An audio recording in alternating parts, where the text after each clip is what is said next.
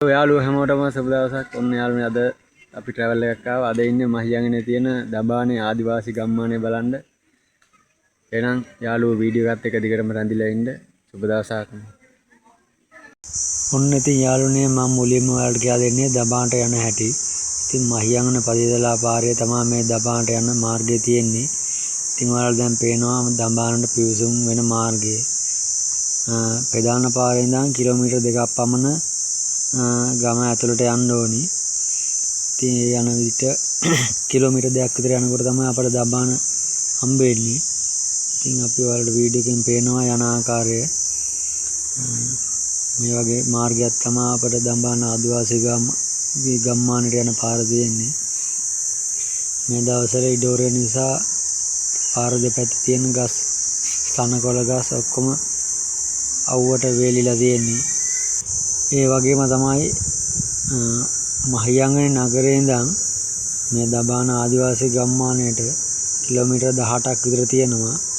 අපි එනකොට එන්න ඕනේ මහියංගනේ ඉඳන් පදියතලාව පාරේ තමයි එන්න ඕනේ. ඒතකොට කිලෝමීටර් 18ක් තියෙනවා මහියංගනේ නගරේ ඉඳන් දබාන ආදිවාසී ගම්මානයට. ඔන්න ඉතින් යාළුවනේ දැන් අපි යන ගමන් ඉන්නේ. පාට බලාගෙන පුළුවන් පාර දෙපැත්තේ මේ වගේ ගස් කොළන් තියෙනවා. ඔන්න අපි දඹානට යන අතරමඟ අපට හම්බෙනවා ඖෂධ කෞතුකාගාරයක්. ඇත්තටම ගොඩක්ම වටිනා දෙයක් ඒක. අපි නොදන්න ඖෂධ පැළෑටි සහ ඒ වගේ ගුණ අගුණ විශාල වශයෙන් මේකේ ගියොත් අපට ඉගෙන ගන්න පුළුවන්. ඉතින් ඔයත් දබානේ බලන්න එන අතරේ මේ ඖෂධ කෞතුකාගාරයට යන්න අමතක කරන්න එපා. ගොඩක්ම වටිනවා. ගොඩක්ම වෙලාව අරගෙන කියවන්න තමයි මෙතන තියෙන්නේ. කියන්නේ මේ ඖෂධ වල ගුණ තියෙනවා. අපට වැදගත් වෙන හැටි ඒ ඖෂධ පැළෑටි වල රූප රසයන් ඖෂධ පැළෑටි බලා ගන්න පුළුවන්. ඉතින් ඖෂධ කෞතුකාගාරය අපට දැක ගන්න පුළුවන් මේ වගේ. ඇත්තටම ලස්සනටම හදලා තියෙනවා. ගොඩක්ම සෑහෙන්න වියදම් කරලා තමයි මේක හදලා තියෙන්නේ. ඉතින් ඔයාලට පේනවා ඒකේ ඇත්තට මේ ලස්සන ඖෂධ කෞතුකාගාරේ. ඉතින් මේ වගේ තමයි ඇතුළත අපට බලා ගන්න පුළුවන්. ගොඩක්ම වටින ස්ථානයක්. ඔයාලා මහියංගනේ ඇවිදින්න එන වෙලාවට දබාන ආදිවාසී ගම්මානේ බලන්න එන වෙලාවට මේ ඖෂධ කෞතුකාගාරයේ බලන්න අමතක කරන්න එපා. ගොඩක්ම වටිනවා. මේ ටිකට් එකත් එච්චර ලොකු ගාණක් නෑ. රුපියල් 100 එක්කෙනෙකුට. රුපියල් 100ට වඩා වටින දේවල් ගොඩක් තියෙනවා මෙතන. ඒ වගේම මේකේ තියෙන මේ ගෙවත්තේ ඖෂධ කෞතුකාගාරයේ තියෙන වටපිටාවේ අපට ඖෂධ පැළෑටි දැක ගන්න පුළුවන්. ඉතින් මේ වගේ ලොකු අපසරියක මේ ඖෂධ කෞතුකාගාරේ හදලා තියෙනවා. ඉතින් ඇත්තටම මේ වගේ දෙයක් මහ ජනතාවට සංචාරකයන්ට හදලා තියෙන එක ගැන අපි මේ හදපු කට්ටියට ගොඩක් ස්තුතිවන්ත වෙන්න ඕනි. ඉතින් ඇත්තටම වටිනාම අවස්ථාවක් මේක මේ වගේ තැනක මේ වගේ දෙයක් හදලා තියෙන එක. ඇත්තටම ලස්සන පරිසරයක තියෙන්නේ. මේ වගේ ඉඩෝර කාලයක වුණත් මේ වගේ හරිතව පැළෑටි ආරක්ෂා කරමින් හදාගන්න ගොඩක් වෙහෙස මහන්සි වෙලා තියෙනවා මේ ඖෂධ කෞතුකාගාරය කරන කට්ටිය. ඉතින් අපි ගොඩක් ඔයාලට ස්තුතිවන්ත වෙනවා මේ වගේ අවස්ථාවක් අපට ලබා දීම ගැන. ඉතින් අපි ඖෂධ කෞතුකාගාරෙත් බලලා ආයෙත් අපේ ගමන අපි ආරම්භ කරා දබාන ආදිවාසී ගම්මානය බලන්න යන ගමන. ඉතින් ඖෂධ කෞතුකාගාරයේ පහු කළා පොඩි දුරයි තියෙන්නේ දබාන ආදිවාසී ගම්මානයට. ඉතින් අපට යන අතරේ දබානේ පොලිසිය හම්බ වෙනවා. දබානේ ඉස්කෝල හම්බ වෙනවා. ඒ දෙක පාස් කරගෙන එනකොට පොඩි දුරක් තියෙන ඉස්සරහට යනකොට. ඉතින් ඔයාට මේ වගේ තොරණක් හම්බ වෙනවා. එතනින් අපි වමට හැරිලා යන්න ඕනේ දබානේ ආදිවාසී ගම්මානයට. අපට පහසු වෙන විදිහට පාරේ සලකුණු කරලා තියෙනවා. ඉතින් ඔන්න මේ වගේ පාරක තමයි අපට ආදිවාසී ගම්මානයට යන්න තියෙන්නේ.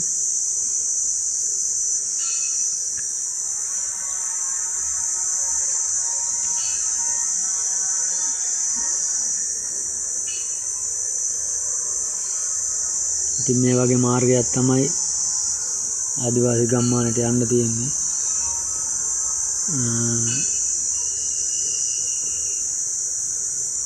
මේ දවස්වල සංචාරකයන් බහුල නිසා අපට දැක ගන්න පුළුවන් සංචාරකයන් එන යන වාහන.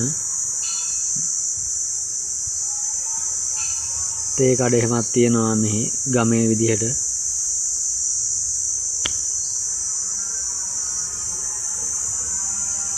මෙන්න මේ වගේ වනාන්තර කැලම බද මාර්ගයකින් තමයි අපි යන්න ඕනේ ඉන්නේ. ඉතින් මෙතෙන්ද නගරේ ඉඳන් එන සංචාරකයෙකුට නම් මේක මාරම අත්දැකීමක්. ගස් කොළන්, ගස්වැල්, වනාන්තර වගේ අපට දැක ගන්න පුළුවන්.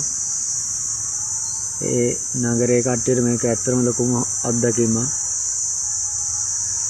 මේ දවස්වල වර්ෂාව නැති නිසා ගස්වැල් ටිකක් අවුවට වේලිලා මැරෙලා වගේ තියෙන්නේ. ඔන්න දැන් අපි දඹානේ ආදිවාසී ගම්මානයට ඇතුළු වුණා. වලට දැක ගන්න පුළුවන් වාහන නතර කරලා තියෙන තැන, වාහන රථ ගාල, ආදිවාසී වෙළඳසැල් එහෙමත් දැක ගන්න තියෙනවා. ඔන්න බලන්න මේ අගෝස්තු මාසේ සංචාරකයන් ගොඩක්ම බහුලයි. පාසල් නිමාඩු කාලය නිසා සංචාරකයන් ගොඩක් එනවා මේ දවස්වල. ඔන්න මේ ආදිවාසී කඩ තියෙනවා. ආදිවාසී වෙළඳසැල්. ඔයාලට ඒ වගේ ආදිවාසීන්ගෙන් ගන්න පුළුවන් ඔය දුනු වගේ සෙල්ලම් උපකරණ, ඖෂධ වර්ග, ගම්මාලු, කොතල හෙඹුටු, මී පැණි වගේ දේවල් ගන්න පුළුවන්. දේශීය බීජ වර්ග, තනමෙනේරි වගේ දේවල්. ඉතින් අපි දැන් යන් ආදිවාසී ගම්මානයේ ඇතුළට. මේ වගේ තමයි අපට පිවිසුම් දොරටු දැක ගන්න පුළුවන්.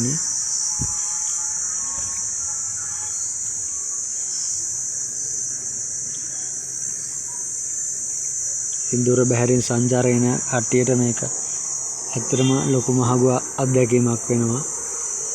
අපට ඇතුළේ දැක ගන්න පුළුවන් ආදිවාසීන්ගේ දේවල්. ඒ වගේම තමයි යාළුවනේ මෙහි ආවම ආදිවාසීන්ට ආවේනික දුනු ඊතල් වලින් ක්‍රීඩා තියෙනවා. ඉතින් අපි ඒවට සහභාගී වුණා. ඒකත් ඇත්තම ලොකු අත්දැකීමක්. දුන්නේ විදින හැටි ඒ වගේ ක්‍රීඩා ටිකක් තියෙනවා මෙහි. ඉතින් අපි ඒවත් උත්සාහ කරලා බැලුවා. ඉතින් සංචාරකයන්ට ඒක හොඳ අත්දැකීමක්.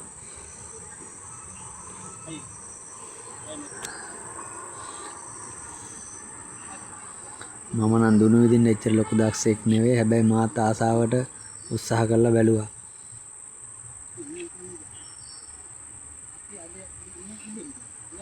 ඉතින් මේ වගේ දේවල් තියෙන එක ගොඩක් වටිනවා. මොකද මේ යන සංචාරකයෙකුට තවත් අලුත් අත්දැකීමක් ලබා ගන්න පුළුවන්.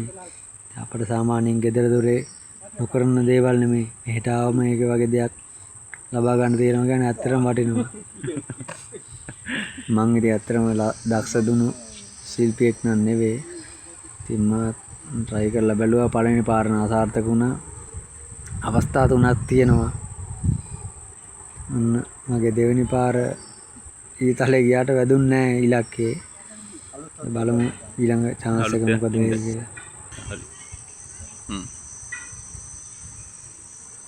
අන්නේ අවස්ථාවත් ගිලිහිලා ගියා. ඉතින් සංචාරකයෝ ගොඩක් මේ අවස්ථාවට ලබා ගන්නවා.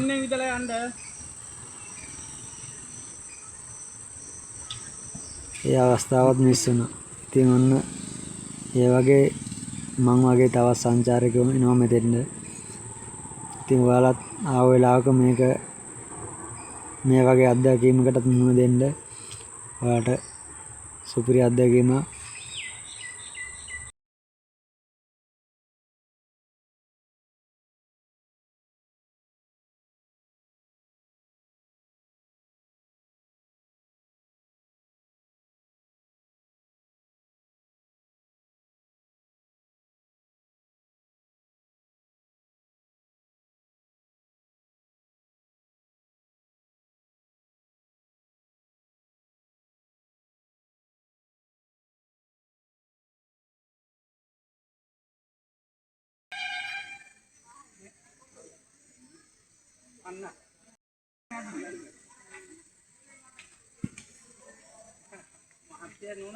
ඉතින් යාළුවනේ අපි දුණු ක්‍රීඩාවත් කරලා අපි ආ ගියා දබානේ ආදිවාසී ගම්මානය ඇතුළට.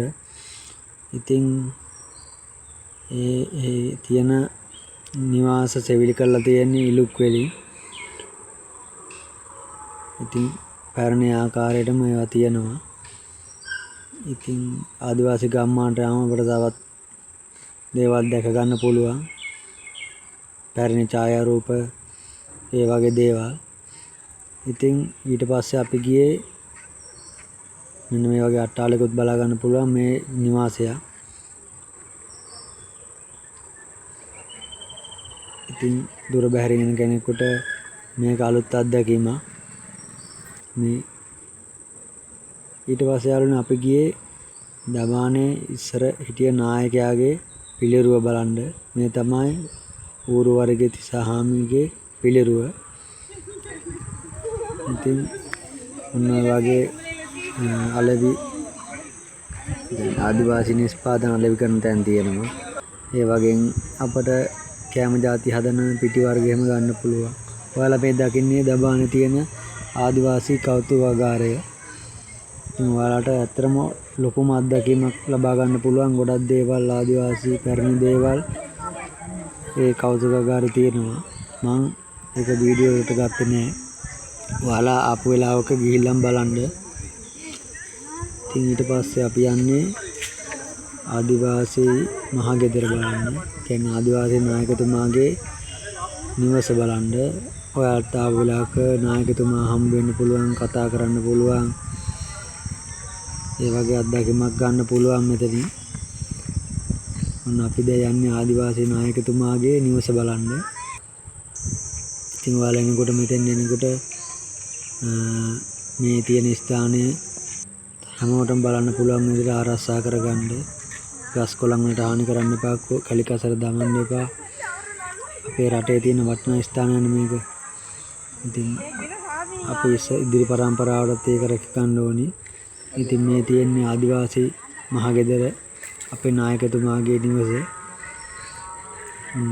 සංචාරකයෝ ඇවිල්ලා නායකතුමා එක්ක කතා කරනවා අපි දැක්කා. ඉතින් අද නායකතුමා මෙහෙ හිටියේ නෑ. උපනායකතුමා තමයි හිටියේ. මේ නායකතුමාගේ ගෙදර පැරණි ඡායාරූප එහෙම ඔයාලට බලා ගන්න පුළුවන්.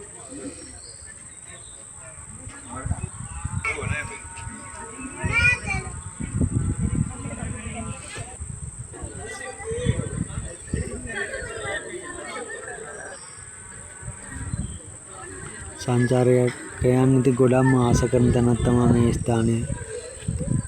නායකතුමාත් එක්ක කතා කරලා විස්තර දැනගෙන තමයි කට්ටිය යන්නේ. ඉතින් ඊට පස්සේ අපි ගියේ මෙතන තියෙනවා ශාන්ති කර්ම කරන ස්ථානයක්.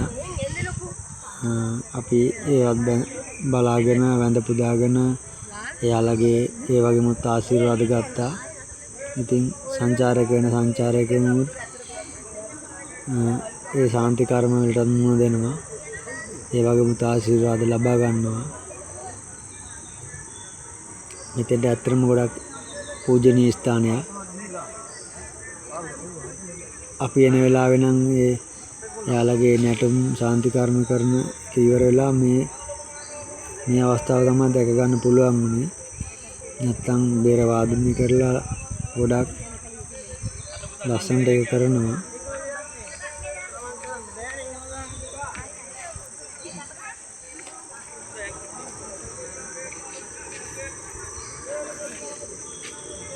ඒවලත් ආපු වෙලාවක එන්න මේට ආශිර්වාද අරගෙන යන්න.